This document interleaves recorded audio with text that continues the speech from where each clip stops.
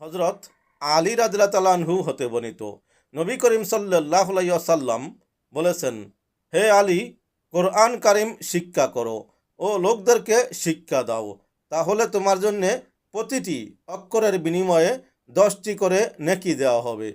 এই অবস্থায় যদি তোমার মৃত্যু হয় তাহলে তুমি শহীদের মর্যাদা পাবে। হে আলী, কোরআন কারিম শিক্ষা করো ও লোকদের শিক্ষা দাও। এই অবস্থায় যদি তোমার মৃত্যু হয় তাহলে ফিরিস্তারা তেমনইভাবে তোমার কবর জিয়ারতের জন্যে আসবে, যেভাবে মানুষ বাইতুল্লাহ শরীফের জিয়ারতের জন্যে যায়। হাদিস জামিউল আহাদিস, হাদিস নং 26,147 ও কানজুল উম্মাল, হাদিস নং 2377। তাই আসুন আমরাও নিয়ত করি, প্রতিদিন কোরআন তেলাওয়াত করব ইনশাআল্লাহ। ভালো জিনিস সাবস্ক্রাইব করে পাশে থাকার অনুরোধ জানাই।